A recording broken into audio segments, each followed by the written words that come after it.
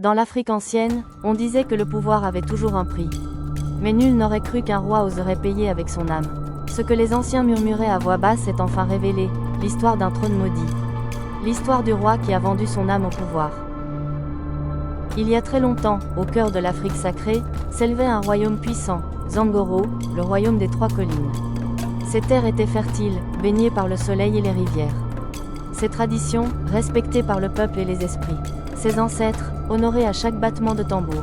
Mais son roi, le roi Mbassa, n'était jamais satisfait. Un royaume fort ne suffit pas, murmurait-il. Je veux être immortel dans l'histoire. Mbassa ne rêvait plus de paix. Il rêvait de domination. Il voulait que son nom traverse les siècles, même si le prix devait dépasser l'entendement des hommes. Autour de Zangoro, les autres royaumes prospéraient. Certains devenaient plus riches, plus influents que lui. Et dans le cœur du roi Mbassa, la jalousie prit racine. Une jalousie silencieuse, mais brûlante. Les anciens l'avertirent, le pouvoir sans sagesse détruit celui qui le porte. Mais Mbassa n'écoutait plus, son esprit était déjà ailleurs. Chaque nuit, le même cauchemar le hantait, un trône d'or. Immobile, entouré d'ombres qui murmuraient son nom. Une nuit sans lune, alors que même les étoiles semblaient se cacher, un étranger franchit les portes du palais. Son visage était dissimulé par l'ombre. Sa voix, ancienne, comme sortie d'un autre âge. « Je peux t'offrir ce que tu désires, dit-il. Un pouvoir sans limite, mais rien n'est gratuit. » Le roi Mbassa demanda, la gorge serrée, « Quel est le prix ?» L'étranger répondit, sans trembler, « Ton âme, après ton dernier souffle. » Le silence tomba sur la salle du trône. Un silence lourd, pesant comme une montagne. Sous l'arbre sacré, là où seuls les ancêtres parlaient autrefois, le pacte fut scellé. Le sol trembla, le vent hurla, et les ancêtres se détournèrent. À partir de ce jour, plus rien ne résista au roi. Les ennemis tombaient sans combat. Les récoltes semblaient obéir à sa volonté. Les peuples se soumettaient, un à un. Mais le roi changeait. Ses yeux ne connaissaient plus le sommeil. Et son ombre semblait parfois bouger seule.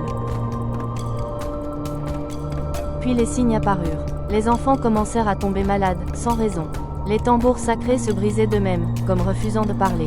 Et les anciens mouraient un à un, emportant leurs secrets. La reine murmura, la voix brisée, « Le royaume saigne, à cause de toi. » Mais Mbassa ne pouvait plus reculer. Prisonnier de son pacte, chaque victoire le rapprochait un peu plus de sa damnation. Un jour, une vieille prêtresse aveugle apparut au palais.